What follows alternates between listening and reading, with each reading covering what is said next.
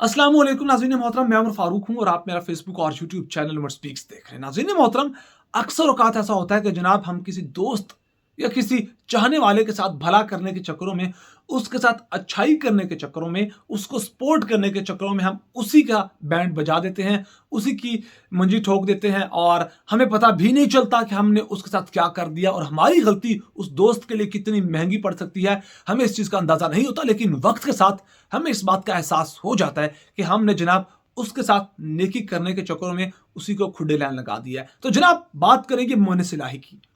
मोनिस इलाही ने परसों रात टीवी प्रोग्राम के अंदर एक बात कही, अपनी तरफ से उन्होंने नेकी की, अच्छाई की जनरल बाजवा के साथ और पीटीआई के कारकुनान को रोका कि जनाब आपने जो जनरल बाजवा के रिटायरमेंट के बाद भी उनको जो तनकीद का निशाना बना रहे हैं, उनके खिलाफ सोशल मीडिया पर, ट्विटर, फेसबुक पर आप जो ट्रेंड चला रहे हैं, जनरल बाजवा को मिलाइन कर रहे हैं, ये बात बहुत गलत है और मैं इस चीज को अच्छा बिल्कुल भी नहीं समझता। और इस मामले में उन्होंने अपनी तरफ से तो बहुत सी अच्छी बात की जनरल बाजवा के लिए, लेकिन मोनिस इलाही को पता नहीं था कि वो क्या ब्लंडर करने जा रहे हैं।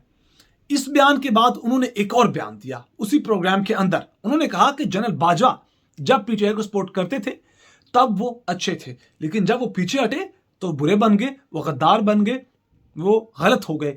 उन्होंने मजीद कहा कि वही जनरल बाजवा जिन्होंने अप्रैल 2022 में जब पाकिस्तान तहरीक इंसाफ के खिलाफ पंजाब के अंदर तहरीक अदम एतमाद लाई जा रही थी, तो तब जनरल बाजवा ने हमें कहा, यानी कि काफ लीग यानी कि मोनिस इलाही को कहा, वो खुद कहते हैं कि आप जाकर इमरान खान को सपोर्ट करें। ये जनरल बाजवा ने मोनिस इलाही को कहा और मोनिस इलाही ने यह बयान दिया एक प्रोग्राम के अंदर।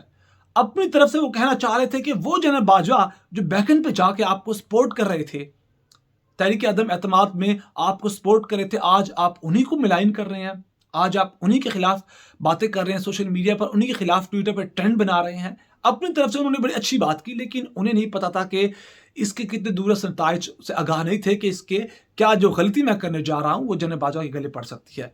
इस बयान के बाद अब बहुत सी चीजें खुल के सामने आ गई। सबसे पहली बात कि जनरल बाजवा ने फरवरी 2021 में एक बयान में कहा था कि जनाब अब हम गैर सियासी रहेंगे, अब हम सियासत के अंदर कोई दखल नहीं देंगे।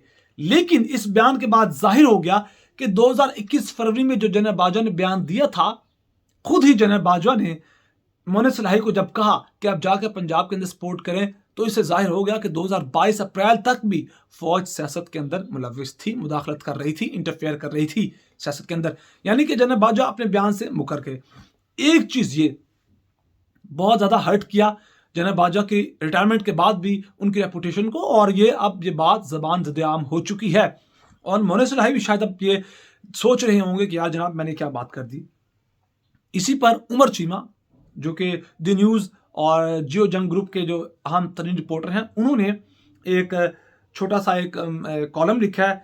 उसमें वो कहते हैं, बड़ा इंटरेस्टिंग है, वो कहते हैं जिस वक्त पीडीएम वालों ने पीटीआई हुकूमत के खिलाफ अदम एतमाद लाने की सोची या इरादा जाहिर किया, तो उस वक्त के आर्मी चीफ जनरल बाजवा ने इमरान खान के पास गए और उन्हें मशवरा दिया कि पंजाब के वज़ीर आला को तब्दील कर दिया जाए, उस्मान बुज़दार को हटा दिया जाए, और दलील दी कि इस इक़दाम के नतीजे में पीडीएम जो आपकी हुकूमत ख़त्म करना चाहती है, उनका ये जो इरादा है ये तर्क कर दिया जाएगा, वो चीज़ में नाकाम हो जाएंगे। पहले तो इमरान खान इस बात पर आमादा हो गए, ये उमर चीमा कहते हैं, लेकिन बाद में विफाकी हुकूमत को बचाने के लिए इस राय को कबूल करने पर राजी भी हुए। उन्होंने बुज़दार की जगह 2 नाम मांग लिए कि आप 2 नाम दे, आर्मी चीफ से कहा, तो आर्मी चीफ ने एक नाम दिया अलीम खान का, दूसरा नाम दिया परवेज इलाही का। आपको बताता चलूं कि परवेज इलाही आखिर तक सीएम बनने से पहले तक इमरान खान और परवेज इलाही के इख्तलाफात चलते आए हैं और ये कंफर्म हो चुका था कि परवेज इलाही पंजाब के अंदर हुकूमत बनाने के लिए पीडीएम का साथ देते। लेकिन कहानी का पलटी ये बात इस कॉलम में बताई गई है। वो कहते हैं, जनरल बाजवा ने कहानी एक मुलाकाती को सुनाई। इस मामले पर गौर खौस रवां साल जनवरी में अदम एतमाद की तहरीक लाए जाने से 3 माह कबल शुरू हुआ। इस वक्त अखबार में खबर शाया की गई कि जिसमें पीडीएम के जराये के हवाले से कहा गया कि इत्तेहाद के इक़दाम से हुकूमत चौकन्ना हो गई है, यानी कि इमरान खान की हुकूमत, और जिसके बाद ही यह मुशावरत भी हुई कि वाज़ेह नहीं कि इसके बाद क्या होगा। जिस दिन गुजरात के चौधरी ने इमरान खान को वज़ारत आला के ओहदे के लिए हाँ कहा, इस दिन इसके एक दिन पहले तक वो खुद भी फैसला नहीं कर पा रहे थे, गुजरात के चौधरी यानी कि परवेज इलाही, कि उन्हें किस तरफ जाना है, इमरान खान की जानिब जाना है या वो पीडीएम की तरफ जाएंगे। तो वो जो दोनों तरफ से ऑफर्स हो रही थी उनको तोल रहे थे कि कहाँ ज्यादा फायदा है। दूसरी जानिब काफ लीग वाले इमरान खान के साथ भी मुतमईन नहीं थे। एक तो काफ लीग वाले जो मौजूदा हुकूमत थी है नून लीग की, जब अपोजिशन के अंदर थे उनके साथ नहीं थे, क्योंकि पास्ट में उनके साथ ऐसा कुछ हुआ कि वो एतबार नहीं कर पा रहे थे। तहफ़्फ़ुज़ात थे काफ लीग को पीडीएम के साथ जब पीडीएम अपोजिशन में थी। लेकिन दूसरी जानिब वो इमरान खान के साथ भी कुछ पुरसकून या मुतमईन नहीं थे, क्योंकि इमरान खान ने हिचकिचाते हुए मोहम्मद सलाही को काबीना में शामिल किया और बाद में फिर जो शहजाद अकबर थे नैब वाले, उनको कहा कि इनके खिलाफ तहकीकात शुरू हो जाए। तो इस वक्त वो बहुत सोच समझ कर फूंक फूंक कर कदम रख रहे थे चौधरी गुजरात के। और इस मामले में वो कहते हैं कि जनाब पस मंजर में गुजरात के चौधरी फैसला नहीं कर पा रहे थे कि किसका साथ दें। उस वक्त मोनिस ने एक सहाफ़ी को बताया कि वो फैसला इसलिए नहीं कर पा रहे क्योंकि एस्टेब्लिशमेंट से उन्हें वाज़ेह इशारा नहीं मिल रहा। अब आप कड़ियों से कड़ियां जोड़ें तो आपको मामला समझ आएंगे, चीजें समझ आएंगी कि वो किस तरफ से इंस्ट्रक्शंस का या डिक्टेशन का इंतजार कर रहे थे काफ लीग वाले। यानी कि मोहम्मद सलाही ने जो बात की वो किसी हद तक ठीक थी। उसके बाद उन्होंने कहा कि जब इन्हें रहनुमाई के लिए फोन कॉल्स कर रहे हैं तो ये लोग फोन नहीं उठा रहे। जब उनसे पूछा गया कि वो किसको फोन कर रहे थे तो उन्होंने इस शख्स का नाम नहीं बताया। ये बातचीत सुबह में हुई और शाम में उन्होंने इमरान खान से मुलाकात के बाद इनका साथ देने का ऐलान कर दिया। अगले दिन मोनिस की इसी सहाफी से मुलाकात हुई। जब उनसे पूछा गया कि उन्होंने इमरान खान का साथ देने का फैसला कैसे किया तो उनके पास कोई ठोस जवाब मौजूद नहीं था। यानी कि वो खुलकर तो बता नहीं सकते थे कि उन्हें कहां से इंस्ट्रक्शंस आई। ताहम इस वक्त ज़ेर गर्दिश इत्तलात से ये तासुर मिल रहा था कि उन्होंने ये फैसला एक रिटायर्ड जनरल के फोन कॉल आने के बाद किया। इस जनरल का लेफ्टिनेंट जनरल फैज के साथ ताल्लुक जोड़ा जा रहा था, और लेकिन ये बात ठोस नहीं थी क्योंकि फैज हमीद के जनरल बाजवा के साथ ताल्लुकात कुछ अच्छे नहीं थे जनरल फैज के। तो दूसरी जानिब और मामलात जो गर्मजोशी नहीं रही थी जनरल फैज की जनरल बाजवा के साथ, जबकि परवेज इलाही ने भी फैज के हवाले से एक इंटरव्यू में कुछ तंजिया अल्फाज कहे थे। अब मोहम्मद इलाही के वाज़ेह बयान से सारी गर्द छट गई है। जो एक पहले एक कहानी थी, जो एक कहानी के अंदर हिचकिचाहट थी, कुछ समझ नहीं आ रहा था कि क्या हुआ पास्ट में अप्रैल 2022 में। अब मोहम्मद इलाही के इस बयान के बाद वो चीज़ें क्लियर हो गई हैं। जो सियासी गर्द थी वो जो कहानी के ऊपर वो छट गई है, जो शीशा वो बिल्कुल साफ हो चुका है। और अगरचे इनकी तरफ से कोई रद्द-ए-अमल नहीं आया अभी तक जनरल बाजवा की जानिब से जो मोहम्मद इलाही ने बयान दिए, लेकिन एक बात वाज़ी है कि बाजवा गुजरात के चौधरियों को काबिल भरोसा सियासतदान समझते थे।